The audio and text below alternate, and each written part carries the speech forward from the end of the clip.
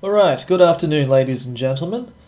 This is a pre-recording of Lecture 2 for IGB220 for 2021. That's a lot of numbers all of a sudden. Mostly because I had a other appointment, quite literally, to get to at this time, so I couldn't unfortunately be here at the same time, but I should be able to catch a bit of the simultaneous Discord streaming of this, because this will be a YouTube premiere at the same time. Just other complications happening, basically, with restructuring and rescheduling things at the last minute. Very unfortunate. Anyway, let's get stuck into it, because there is a bit to get through today. So this week we are talking about dynamic systems and the design process. Keep in mind that there are a couple of chapter readings that you do need to get through that are associated with this lecture. We will expect you to start reflecting that information in your blogs, first and foremost, but also generally speaking throughout your assignment process, your workshop content work as well, which we are also getting started with this week. So that should be coming up. You may potentially be in the workshops starting, I believe, tomorrow. So yeah, be ready to start creating blog posts around some of the chapter content as well. But your workshop tutors should be able to walk you through that appropriately. The first checkpoint isn't for quite a while away yet, so you don't need to worry too much about that process. Do keep in mind that next week we have the ECHA holiday on the Wednesday, which kind of screws up all of our both, I guess you could say, lecture and workshops, because they walk into each other. So yeah, next week is basically just a break from IGB220, not for all of your other subjects. They may still be running unless they do stuff on Wednesday as well, or they may be doing their own rescheduling and restructuring stuff as well.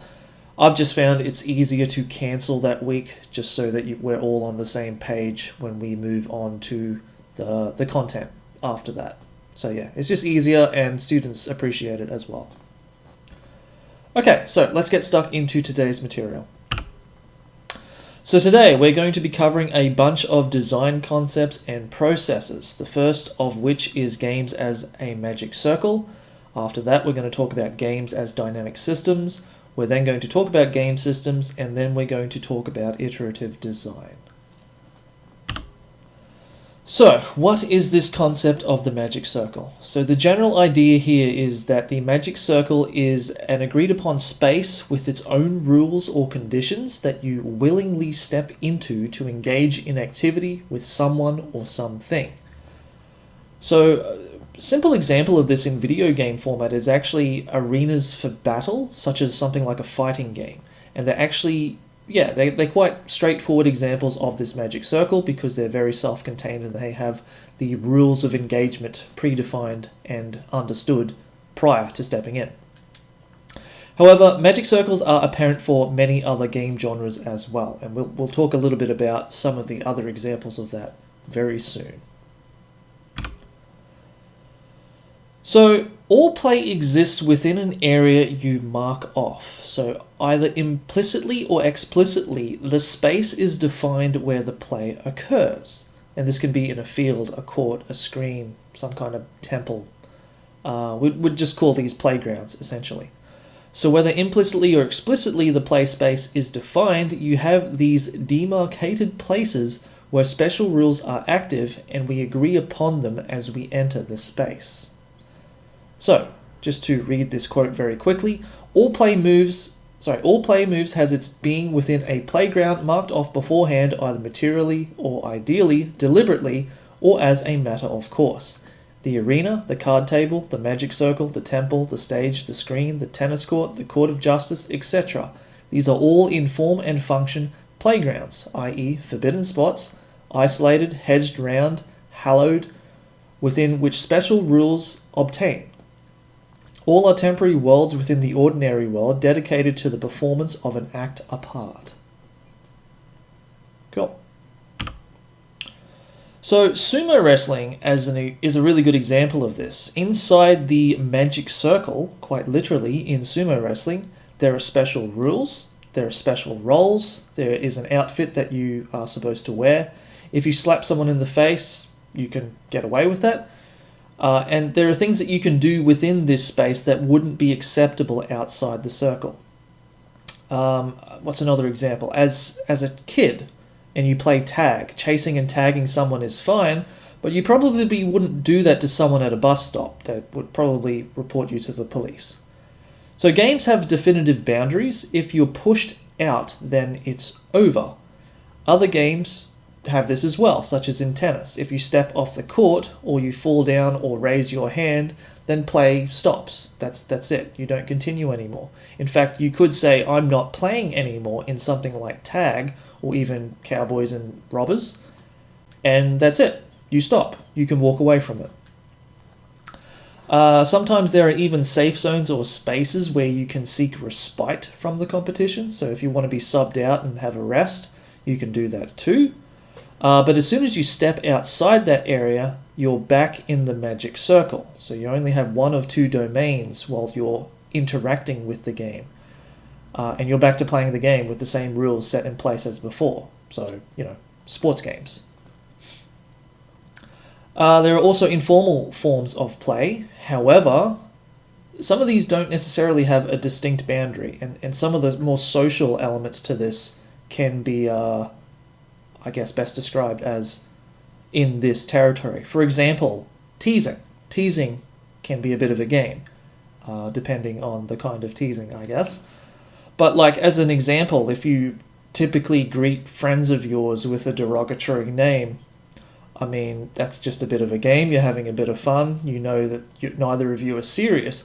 But if someone does go beyond that and starts actually, getting into someone, or maybe doing it at a frequency that is unacceptable, well, we're kind of stepping outside of the magic circle of this game that we've decided socially is acceptable for the most part.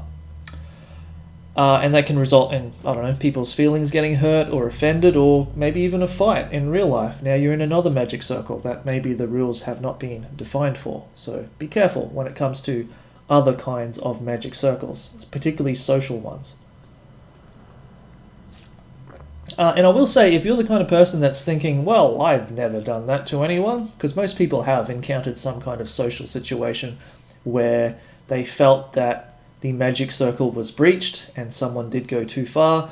If you've never experienced that, then you might be the person that actually does that to people. So have a think about that. I'm only kind of half kidding, but yeah. So every game exists within a frame, a specially demarcated time and place. Entering the circle starts the game. That's the point of the idea here. You're either in or you're out. Again, it's more clear in certain kinds of games where the magic circle starts and ends. However, it can extend beyond physical space. So the press conference, for example, before the match where boxers are punching each other or play intimidating each other, becomes part of the magic circle. So before a boxing match where the contestants are squaring off, that can be part of the magic circle too. Or in wrestling, they play with those boundaries by having the fight go outside the ring and up into the crowd, and using furniture and stuff as weapons. I mean, that's all part of the magic circle. To an extent, the crowd is part of the magic circle as well. And that's the agreed upon rules that you sign up for if you're a spectator for those kind of things. So, as game designers, you create the magic circle, and that's what we're going to talk about today. How the rules you design create these dynamic systems that provide opportunities for play and experience to emerge. And essentially that means that an artificial system is created, a game's rules create a special set of meanings for the players of a game, and a new reality is created with new rules. So, magic circle. Let's now focus on what we would call a dynamic system, specifically games as dynamic systems, and we'll use some comparisons here. So, if we break games apart, we find there are a number of essential components to them. There's the system itself, which is a set of parts that interrelate to form a complex whole. or for us, the game. And it's not actively a game until you introduce players, which are defined as, let's say, one or more active participants who actively interact with the system or play the game. And they're motivated to interact with the system in order to experience the play of the game, the experience that emerges from the dynamic system through interaction. And the game maintains a boundary from real life via its artificiality. So although it exists and is interacted with in the real world, its dynamic system is defined by its artificial nature, which creates a separate space in which the players can experience the game. So, 3 very important components of games. However, there are a few more. Another necessary component is conflict or challenge, and most games have some form of this, even if it's very small, even if it's with yourself for the most part. Whereby the game embodies a contest of powers. In some cases, that contest is quite clear. For example, in Call of Duty or GTA, maybe Uncharted, or in a sports game, the force you're fighting against is obvious, it's quite clear.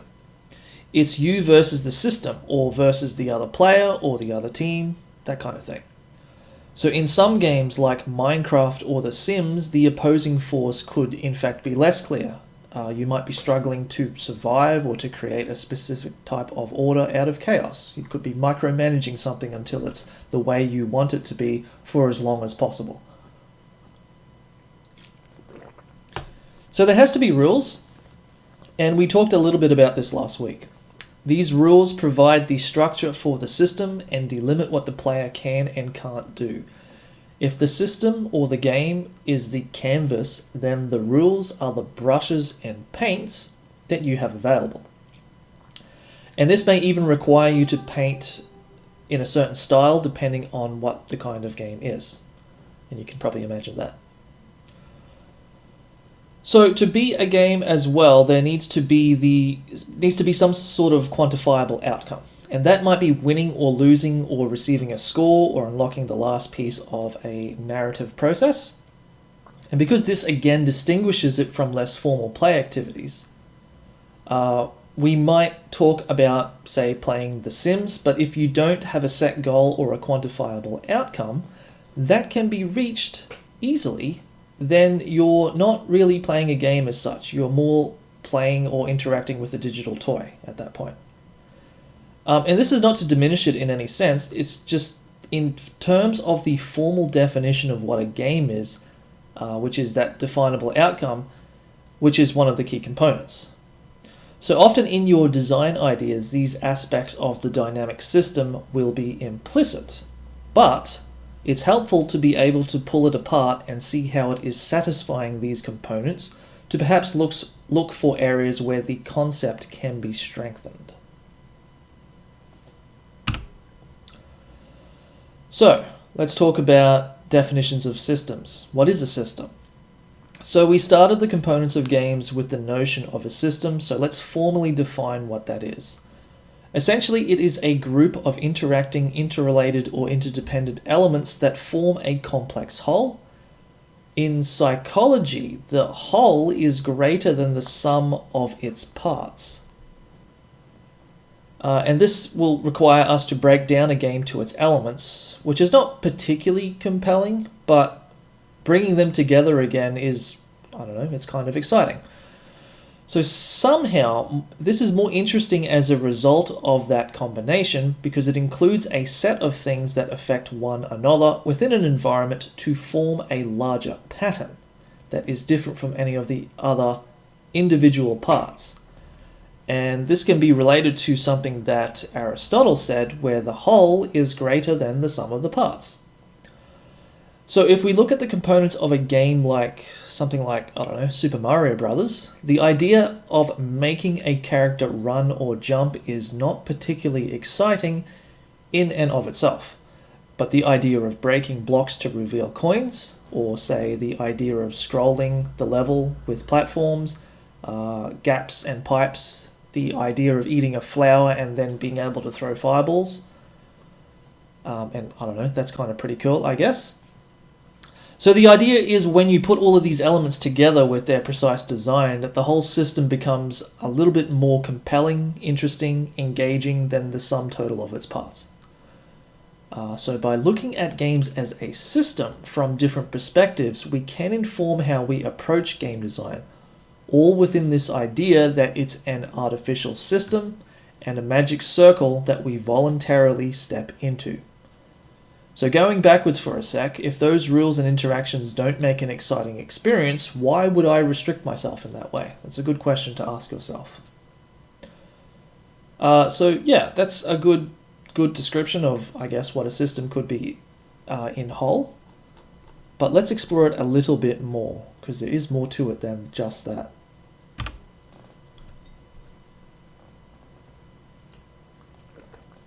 Sorry. So a system contains objects, which are the parts, elements, or variables within the system, and these can be physical or abstract in nature. Those objects have attributes, which are their qualities or properties, and these have internal relationships amongst those objects. The system itself therefore possesses an environment. So the objects are affected by that internal environment, and the system is affected by its surroundings.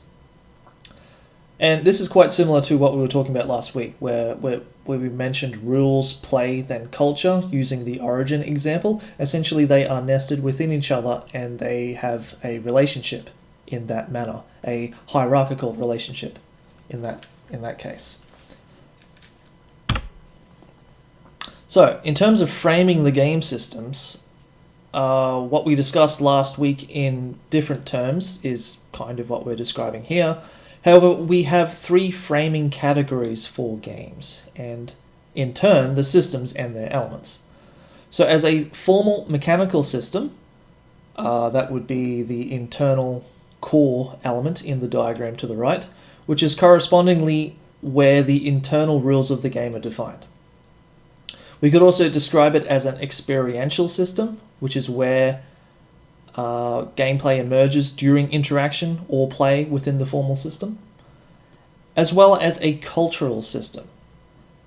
And essentially, these three framings are embedded in each other. So let's flesh this out with a few examples. And we talked about cultural systems last week, in case you were wondering. So a good example for this, which is a little bit complicated, is chess. And we'll use a video game example as well, because I know some of you are probably keen to hear about what all these things are from a video game perspective. So for chess as a formal system, the objects are the pieces and the board. The attributes are the characteristics that the rules give these objects. So things like starting positions, the specific way each piece can move and capture. Like for example, we say the knight starts here and we can only move it in an L shape, one of two ways. The internal relationships in this case are the spatial relationships on the grid, which determine the strategic relationships between pieces. And this can be thought of as the way that you use, say, a pawn to shield a more important piece or draw your opponent in. And the interplay of movement between, say, something like a knight and a bishop would be those internal relationships. You also have the environment, which at this formal level is really just the play of the game itself and how the previous elements relate to each other. It just happens within this space.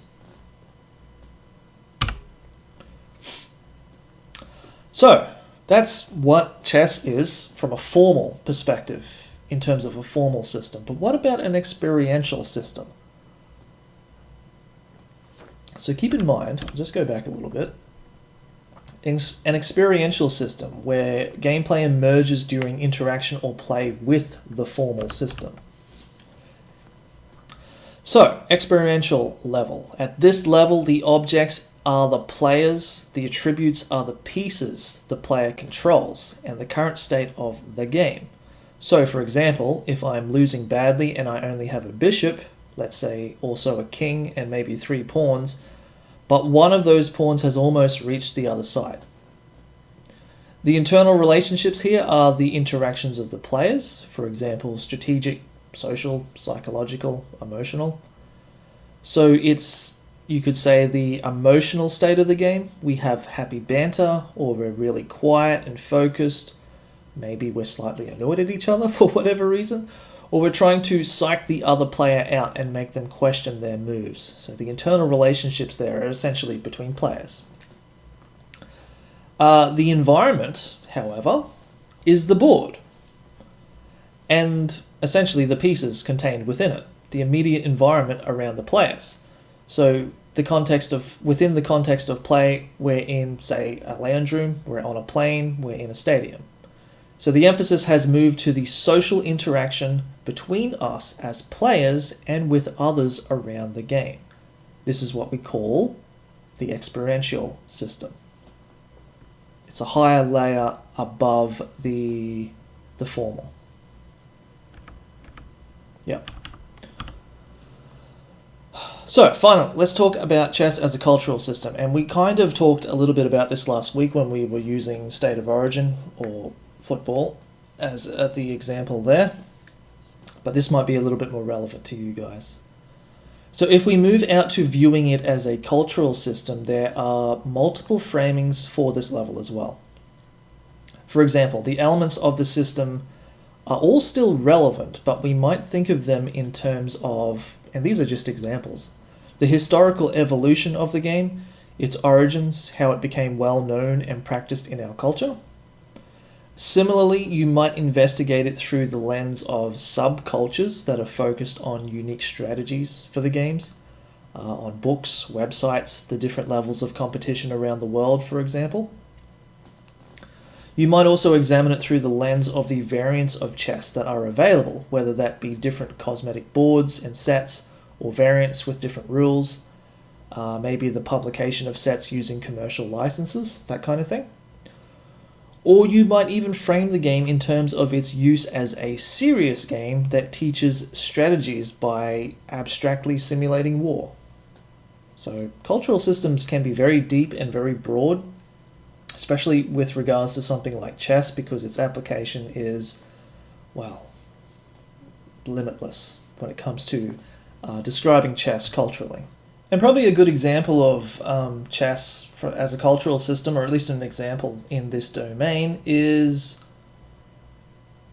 Big Bang Theory. I forgot the name of the show briefly, where they have their own variant of playing chess, and they have their own separate rules for that, ways it applies, and obviously a lot of comedy that surrounds the two main characters of the show playing that game against each other in multiple episodes. Haven't watched Big Bang Theory for quite a while, so I'm not sure what they're doing with that game these days. Yeah. So, we take all of that theory and apply it to the realm of digital game design as well. So first, it's important to remember that when you are designing a game, you are not just designing a set of rules. It is a set of rules that will always be experienced as play within, ultimately, a cultural context. You cannot forget culture when focusing on experience. You cannot forget experience and culture when focusing on the formal structure. So there is one other caveat here, or perhaps a reason to employ formal reflective activities like this, which is that game design is a second-order design problem, in that you can only directly design the formal structure, and you are hoping it will have the experiential and cultural impact you desire. So you don't really get to choose some of the aspects of the levels here. You can aim for them, but where the game may be focused on experientially and, most importantly, culturally, is not really up to you, for the most part. Though you can tweak game design to be in that vein. So it's even more challenging because not only can you not force people to feel a certain way, but you are trying to achieve these impacts across a whole range of people with varying expectations and perspectives.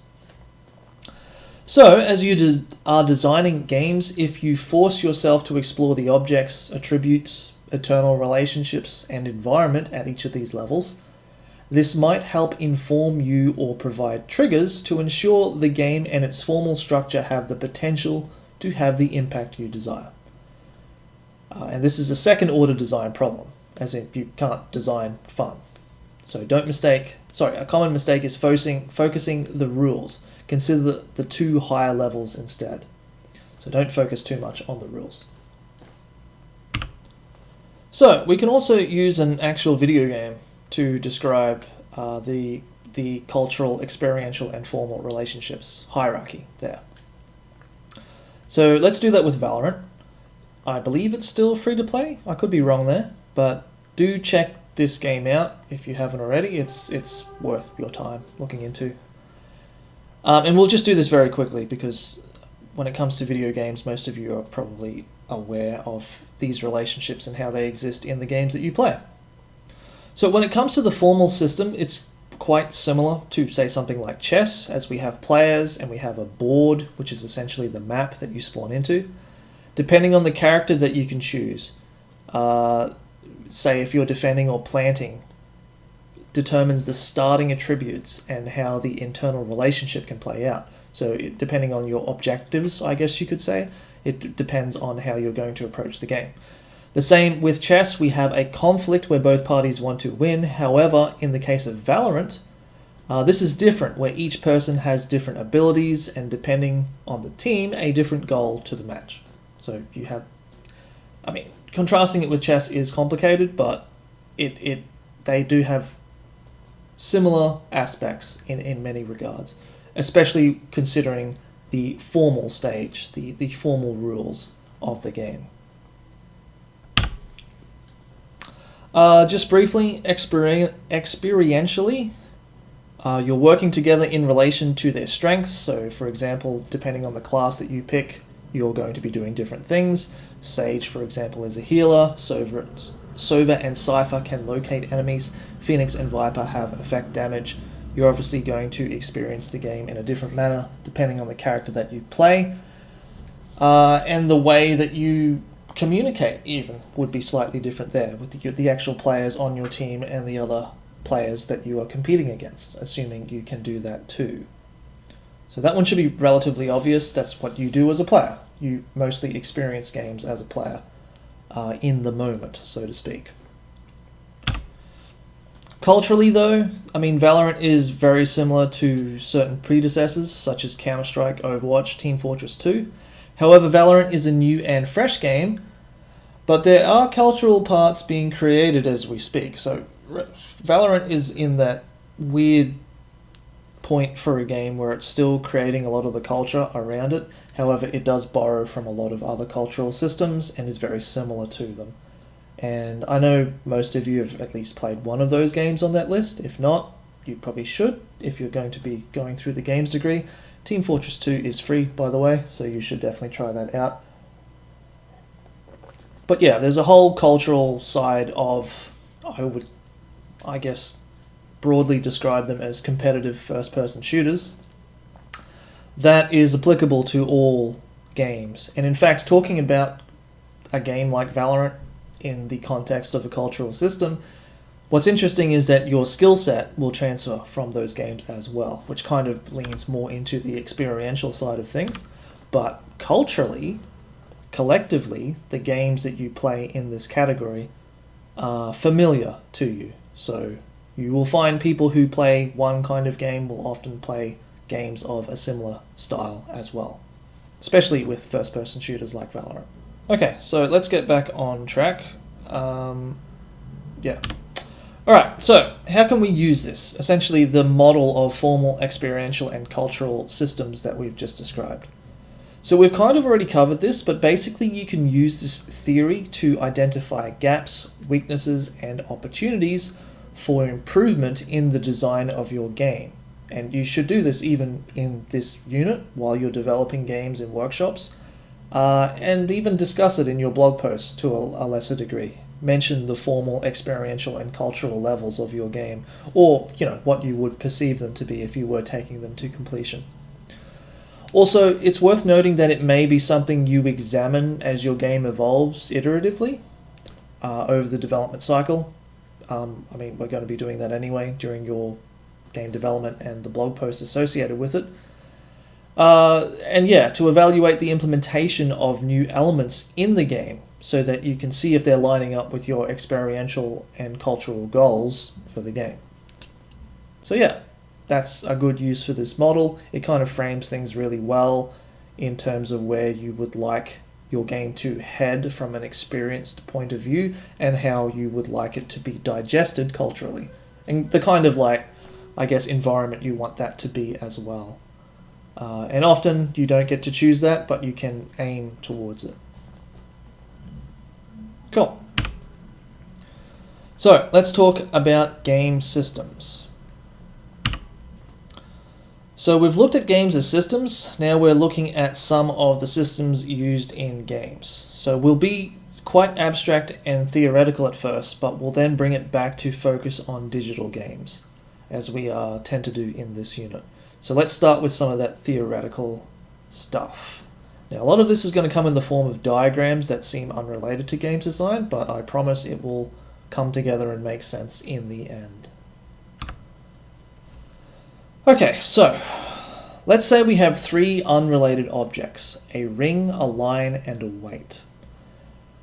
They're a collection of objects, but not yet in anything that we could describe as a system. So in the same way that something like a coin, a brick, and a spring block are just objects by themselves, they're not related or a system, they're just like a digital gun, a digital health pack, and the player aren't related until you combine them into one. So let's start at a point like this. We can make a simple system out of this though, using these elements combined. For example, we could create some relationships between these objects by, for example, attaching the ring to the line. We can attach the weight to the free end of the line, and suddenly we have a system whereby the weight can be lifted. However, in this system, it's very much one-to-one. If the weight is 100 heavies, I'd be hesitant to call them kilograms in a 3D environment, then the force needed to lift it is 100 forces, sure, in our, a very advanced physics engine. But at this point, we do have a system. We do have the relationship between various aspects, or let's say rules, potentially variables of our video game, coming together to do a specific thing. That's a simple system. We could make a more complex system though, and we may need to introduce a few additional objects to this, but we can arrive at that point. So for example, if we add a pulley and an anchor to make a slightly more complex system, we can change the relationship between the objects and the overall behavior of said system.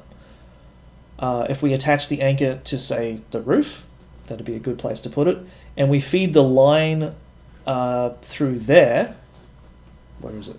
This point here, this point here, then the pushy heavies required to lift the heavy weight is half as many, or let's say 50 in this case. I'm assuming if you've ever done physics in high school, you would have done something like this. So you understand that when you remove the amount of tension via something like a pulley system, you can drastically reduce the amount of force required to pull something, typically by half. So this very simple idea is basically what you'll be doing in game design all the time. Let's say you're creating a racing game and you have cars going around the track and everything is working fine, but then the design team decides that it would be cool if there were bumps on the track or something. So you put them in and then the whole thing breaks and you have cars flying off the track everywhere. So what you'd need to do is actually tweak those objects in the system and the relationship between them until the point where the bumps and physics are just right, so they create an obstacle. That's something that sometimes that can be used for your advantage, or you can make it so that when you, say for example, land on another car, that it is the form of an attack. That might be quite difficult though. And this can lead you to introduce other objects in the system that allow for defense from, say, aerial attacks, maybe. And, suddenly you have a whole other experiential and cultural impact for your game. You've ended up with, some kind of vehicular racing wrestling game. That would be rather amusing and difficult to pull off, I would think. But yeah, introducing new elements to your system can allow you to create more interesting aspects of it from then henceforth. So, key points when adding objects. Adding more objects seldom improves the ability of the system to achieve the same goal. The more things in the system, the harder it is to predict the actual behavior. So some games do suffer from the idea of implementing too much content, and this can create problems because they're just bogged down in mechanics. So just as adding a pulley and anchor changes what the system can do and makes the outcome less predictable, adding objects to your game can lead to unpredictable results. So it's important to think carefully about the objects that you add to your game, and this is why building and testing prototypes is essential in game design and is essentially a very important component of this unit. It forms the fundamentals of game design. That's why we're going to be doing it in this unit.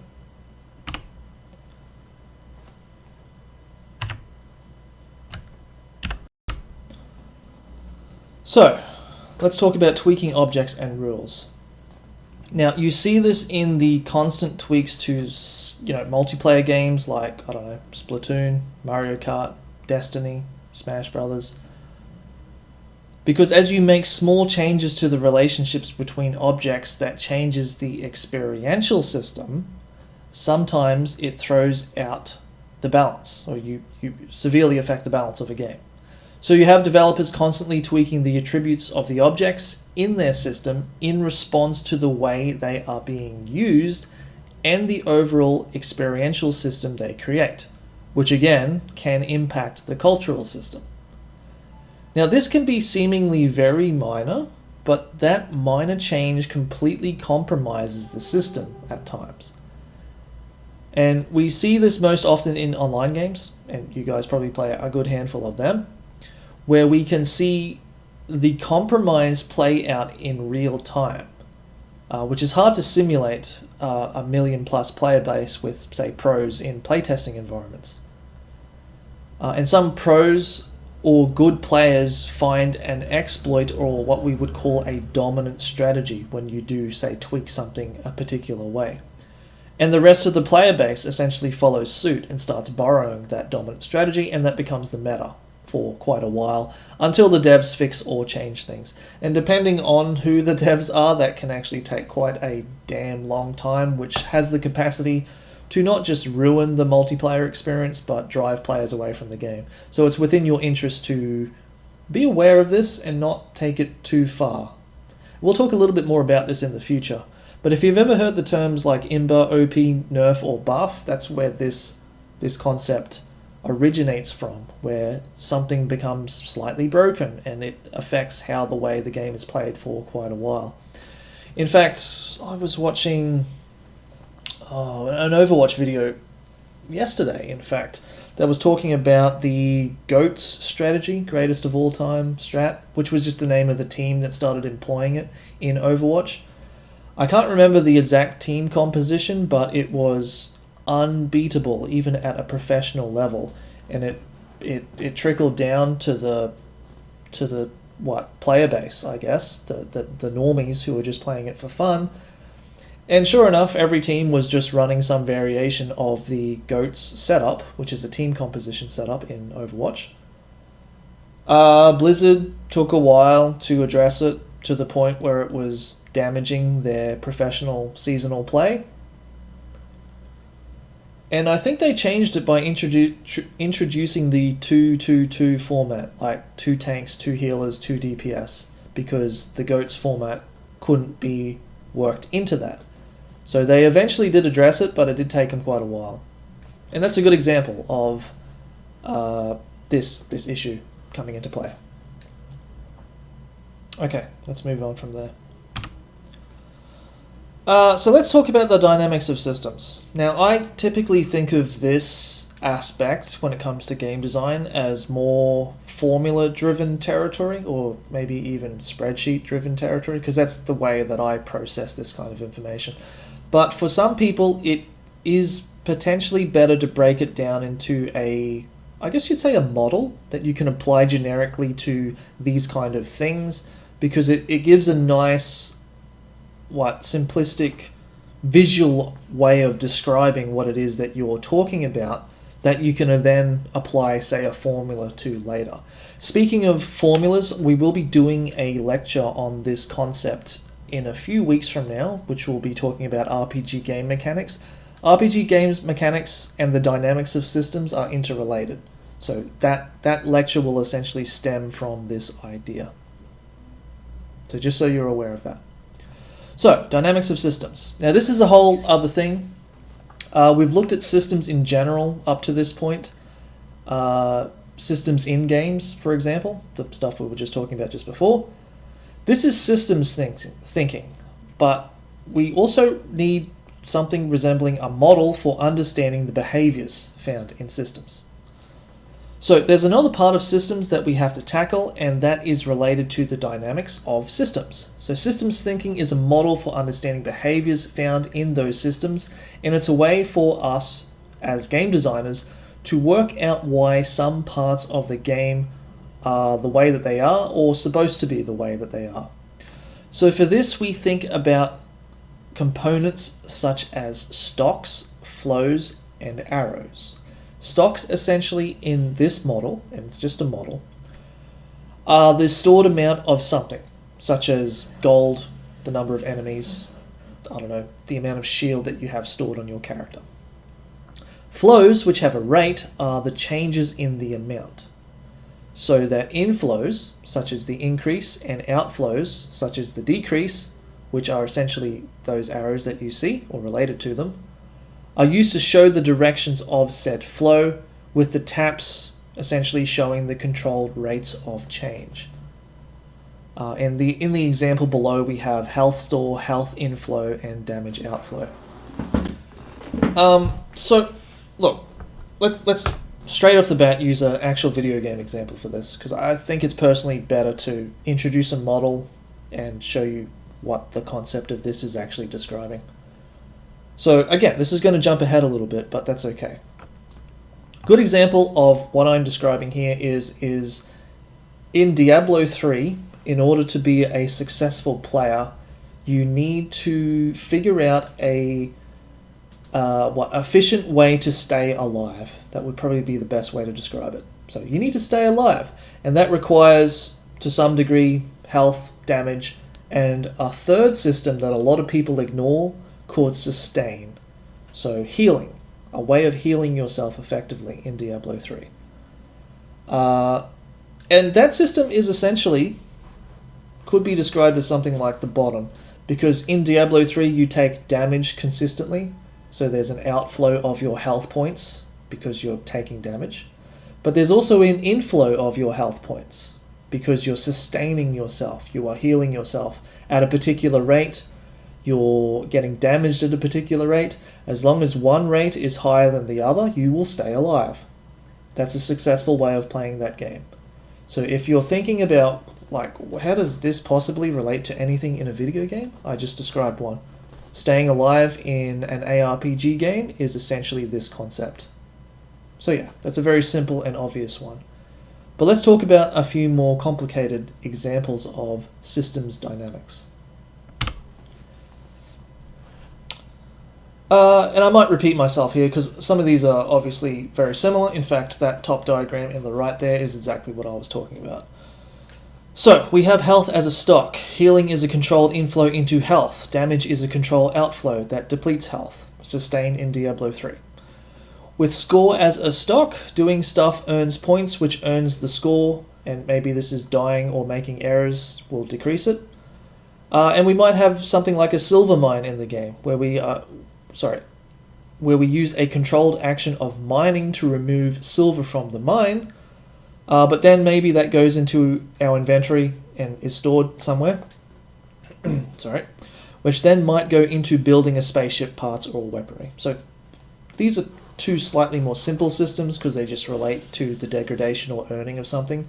I think it's best to think of a slightly more dynamic system as that one that I just described. Again, very simple process in Diablo 3 and other action RPG games. Staying alive is important. But in Diablo 3 it's very obvious and straightforward because you as the player are the one that has to do this. You don't rely on a healer to do it for you. You have control over this system, for the most part. However, things can start getting a little bit more complicated when we start thinking about dynamics and systems. For example, you can have multiple inflows and multiple outflows. So something like mining and reclaiming in, say, something like, I don't know, let's just use an MMO, generic MMO as an example, can both provide stock into an iron market supply, let's say on the auction house in that game, and then armor craft or weapon craft outflow from there. So those two crafts or professions in the game in question require the input from two other professions, right? And if they don't happen one after the other and supply some kind of internal supply that is publicly available, then you'll see a deduction or reduction in the amount of armor that is being produced. Makes sense.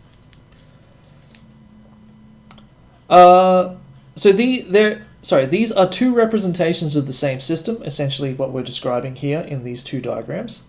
But depending on the complexity of the system and how those inflows and outflows connect to other things, it may make sense to use one approach or the other. So the difference here is that we are controlling both with one tap and decreasing both with one tap, whereas in the above diagram they have separate taps. So yeah, that can obviously change the dynamics in your game and result in different situations, different circumstances.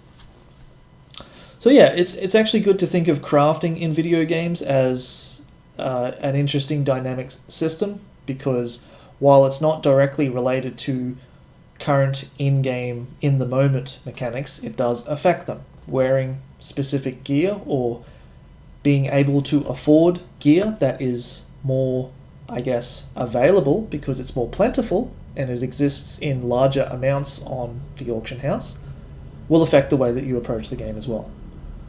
But these things obviously start getting quite complicated. And again, we're going to return to this topic in due time. So it's also important to visualize or represent behavior over time. So for a simple thing like mining outflows from silver, we can show what happens over time from a mine that originally held, let's say, 8,000 units of silver. Sure. The quite literal translation here could be a game like Command and Conquer, which has Tiberium deposits. That's the resource in that game, typically. And you could use a combination of graphs, for example, mining, finding, and managing multiple mines, crafting weapons, etc., to allow you to build a larger picture of resources in your game. So an example of this is how much silver and resources the player will have 2 hours into your game, which could be different later on. And this process can help you balance the entire system, or even balance the game as an economy. So I guess the point that is necessary to get across here is when you are balancing systems related to such things like what we just talked about, how much resource should be available in the world, how does that affect gameplay? I mean, if you think of maps in StarCraft 2 from a competitive point of view, the amount of resource that the initial nodes hold can determine the outcome of the game, because certain races in that game benefit more from turtling than others. But you can't do that if your initial starting resource nodes are not very plentiful. You actually have to end up branching out. So in the case of, say, something like StarCraft 2, how much resource you allocate to various deposits in the game, yeah, that's going to affect gameplay quite severely. And what I really want to start pointing out at this point from now on is that you should communicate these ideas in these kind of formats in something like a game design document. So this graph, fantastic way. These kind of diagrams, another fantastic way of describing dynamic systems in games and how you're going to balance them. Because you could easily refer to them and take this picture and say, yo, game designer or programmer, can you implement this? And they'll look at it and say, yes, I can, hopefully, assuming it makes sense to them. Very simple way of communicating game ideas and mechanics, which is why we're going to do a whole lecture on it very soon, in a few weeks from now. Okay, so then you have feedback loops. So rather than the systems represented so far, which were essentially static, you can also have systems that are a little bit more dynamic. So earning silver lets you build more mining machinery, which could let you inflow silver at an increasing rate, which opens up new gameplay options. Maybe mining starts to become more automated and you move on to other tasks such as exploration or building up your social relationships in the game, that kind of thing. It really depends on the game that you're playing. However, feedback is what happens when changes in a stock alter the rate of flow into or out of the same stock. And maybe a simple way of thinking about feedback loops is the number of players playing your game competing over static resources.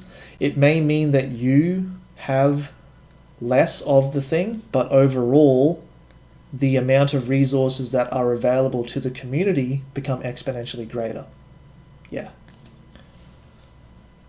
So feedback loops are obviously things that can be applied to your game designs as well.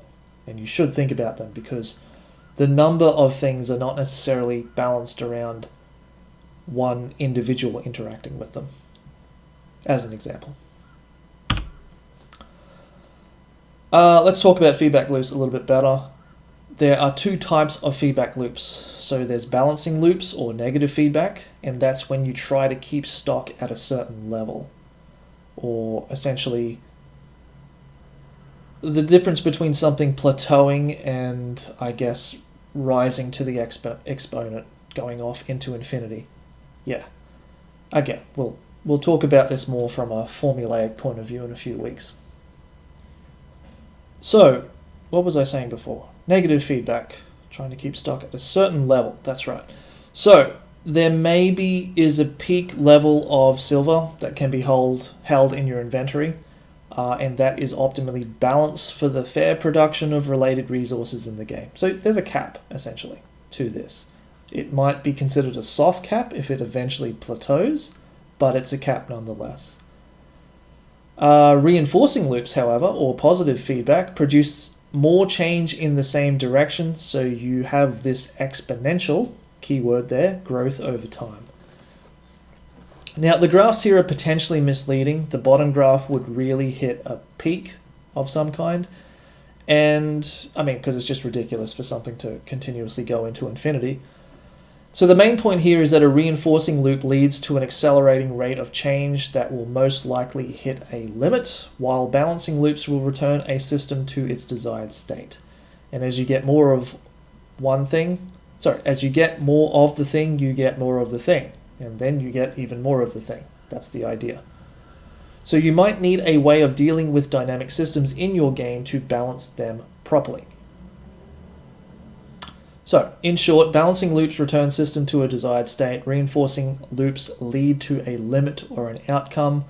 Once again, we will cover these in a slightly more interesting and player-controlled format in the future, because this idea can be taken not just for the increase or decrease of resources in games, but for things like, controlling your damage mitigation in a ARPG. So you stack an amount of armor, you get to a point where you maybe have an armor cap, that kind of thing. If you've ever heard of those kind of terms playing a role-playing game, that's what we're leaning into here. They essentially relate to balancing and reinforcing loops, but at the end of the day, they're formula-driven as well. So let's use a feedback loop for balancing. And you're probably all familiar with this term called rubber banding. The simple idea of it being that if you get too far ahead, people behind you have the capacity to catch up, or maybe you're slowed down just a little bit.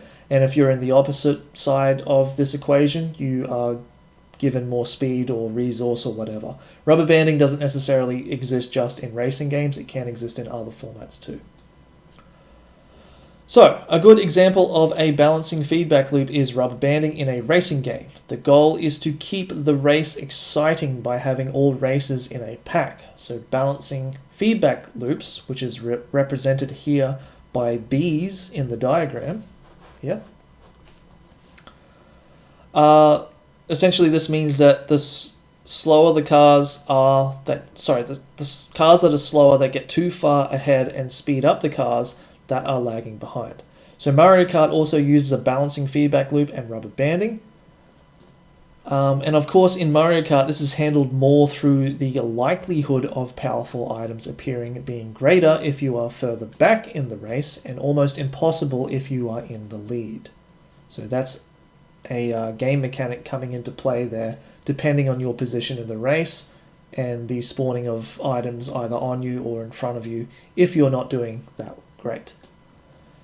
So this makes it so that the game is a little bit more fun when closer to neck and neck than it would be if the game is miles apart.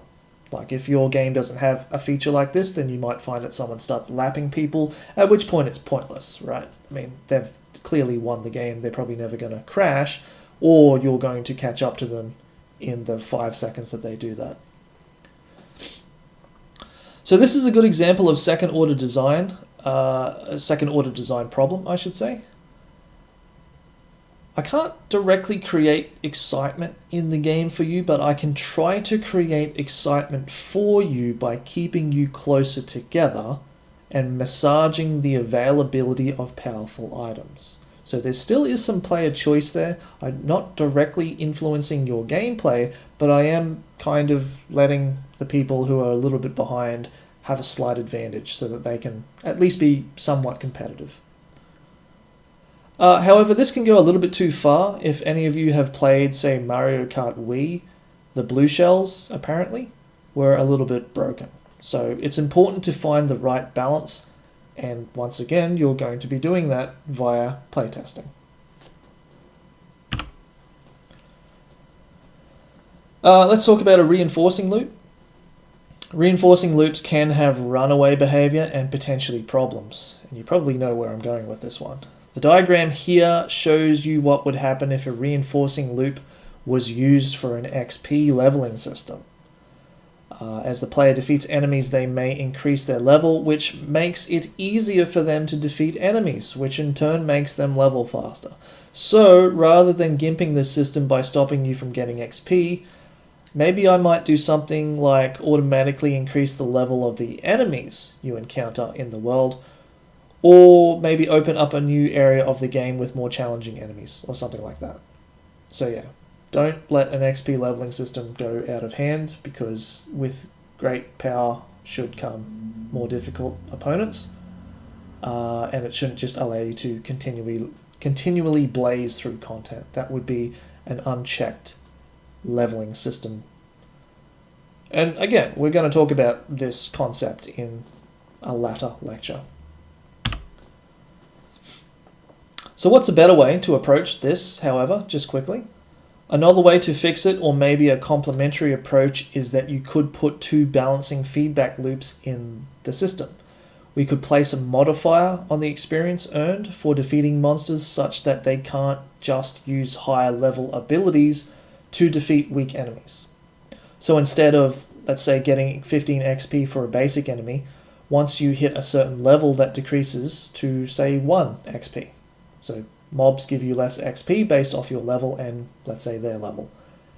We can also add a progressive XP requirement so that the more XP, there is more XP required for each level.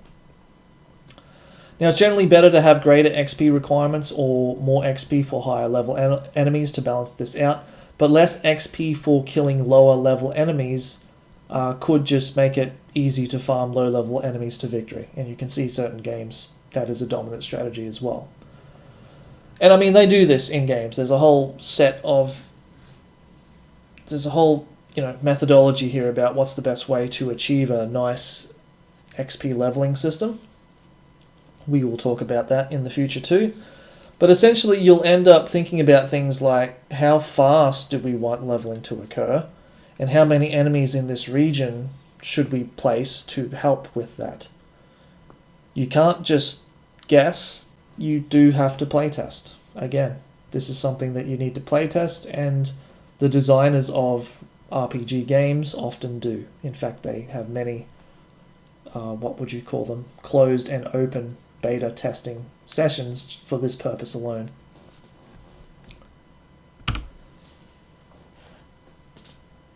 So thinking about feedback loops, in general, these aren't necessarily good or bad dichotomies, but they might be used at different stages of the game. For example, maybe we prolong a balancing loop through the middle of the game, but we introduce a mechanic that allows a reinforcing loop to bring on the end of the game a little bit faster. So Overwatch is an example of this, where a reinforcing loop allows you to go into overtime. Killing enemies gets you a super or a limit break, which could be described as a reinforcing loop. This is not runaway in the sense that when you've used your super, you've got to start over again. So some ways of thinking of how these loops can be applied. That list, kind of sums up the categories there. Again, this is an important topic. We will be coming back to it, but for the moment, we do need to continue on. So let's do that. Okay, final point, iterative design. Now this is a core focus of this unit, and if you are going to take anything away from this lecture, it would be this, because this is something you are going to be forced to do throughout the duration of this unit, and it will do you a lot of good, because iterative design is the name of the game when it comes to game development. You cannot just make something once and expect it to work without testing it and iterating upon it. So this kind of stuff is what we're talking about, that all feeds into the notion that iterative design is needed to make good games. It's all about prototyping and playtesting. And that loop is basically, in some ways, what we're doing in this unit in a nutshell.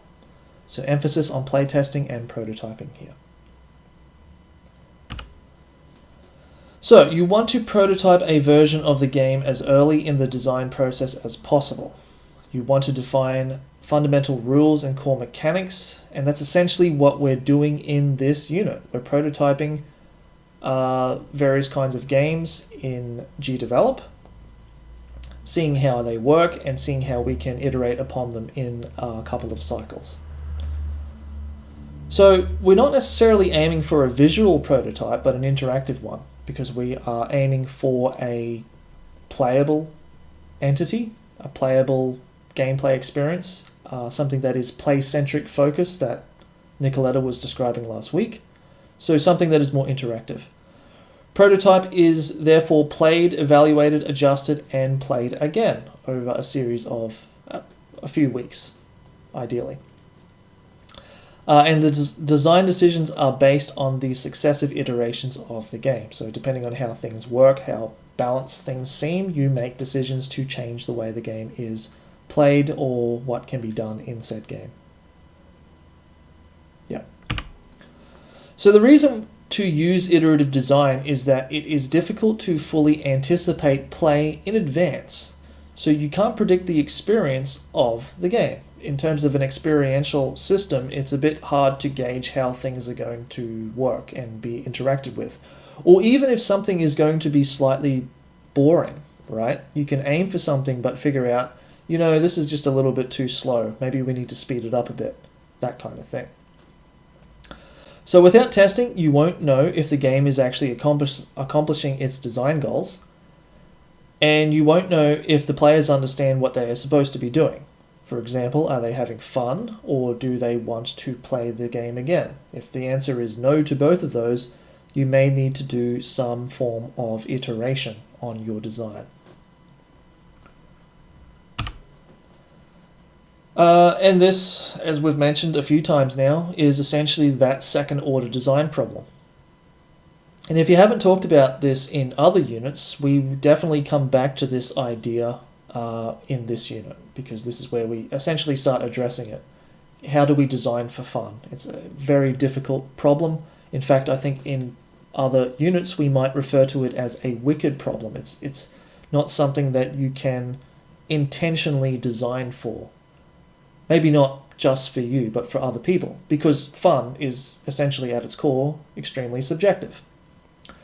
So you're trying to design an awesome experience for me when you're playing this game.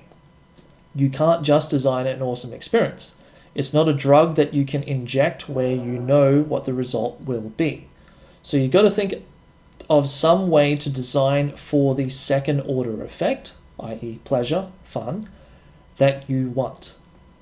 And this adds a degree of complexity in your game designs that essentially you're designing for multiple people. Subjectivity, fun, what it means for more people than just yourself. And you may even find that, what you enjoy, the vast majority of people don't. And if you want to be a successful game designer, you have to walk outside your own comfort zone, which is something a lot of game designers do struggle with. They need to understand that when we focus on a play-centric approach, which we do in this unit, you need to cater the game for people other than just yourself, assuming you want your game to be successful. So as game designers, you need to play a game critically. You need to see where a game excels, see where a game slows or halts, identify systemic problems, and find opportunities to push the game towards more meaningful play, which is something we'll pick up on more in a future week lecture topic and workshop material. So keep in mind that essentially is what you should be thinking about in the background when you are doing iterative design. But what are some tips that we can give you to do this appropriately? So you don't know what you haven't tested. So as a rule of thumb, you want to be testing by, let's say, 20% of the way into development at the absolute latest. The earlier you identify problems and changes required, the more money you save by not wasting time on features that need to be changed or may be removed entirely. And that also means you can focus on the elements that are essential to creating the gameplay experience that you are targeting, which is great.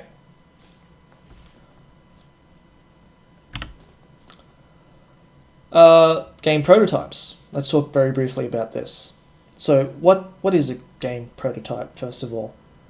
So there's a few ways that we can approach doing game prototypes. You've probably done some of these before in other units, but if not, some examples include paper prototyping, something of a digital game, which just requires some basic, tangible real-life materials to play around with in a somewhat childlike fashion, but it does have great benefit to the process of understanding how the game works, specifically to spatial relationships. You can also have single-player versions of a networked experience. So your game doesn't necessarily need to have the networking code in for you to have a feel of what this game would be like if there were more than one people playing it. You can have storyboards for a strategy game, for example, as well as interactive mock-ups with placeholder artwork. So an incomplete prototype, essentially. So a prototype is more than an interactive slideshow. It must be genuinely playable, and it must begin to address game challenges. So, that was quite a mouthful. I know I've probably gone through that just a little bit faster than normal. I would like to mention again, this wasn't the plan. I was planning on delivering this live, but because of a commitment that is unavoidable, I have had to pre-record this, so sorry about that. That won't be the case in future weeks. We're definitely doing everything live after this, unless other bad things happen. So, some things to focus on this week. You have a few book chapter readings to check out. Make sure you're doing that, because you do need to start reflecting on that information in your blogs when we start getting to that. And we'll probably chat a bit about that in the weeks to come, in workshops even, because that's the genesis point of some of that work. Something to focus on, and we'll make sure you are doing this in your workshops as well, is set up your blog for assignment 1. There are some instructions for doing that on Blackboard now that you can follow if you do want to get a head start on that now. The workshop content for this week will be based on introducing yourself, a little bit of elevator pitching for game ideas that you might have for the first game, as well as starting work with GDevelop for creating a platformer. So that should be a lot of fun. Hopefully you guys are excited for that, because this will essentially be one of the first games you make at QUT. So yeah, it'll give you a taste for what it's like. I'll talk a little bit more about the differences between GDevelop and, say, Unity in the future too. If you are interested in iterative design, do check out this article on the topic. What is it? Making better games through iteration. Gama Sutra article. Very good. Check it out in your spare time. This isn't part of your required reading, but it is a good article to check out nonetheless. Here are some references for material and quotes from the lecture itself, just in case you were wondering. And that is it for the week. So yeah, we'll see you in the workshops, and yeah, make sure you get started on the assignments as well. Otherwise, have a good day, everyone. We will catch you later.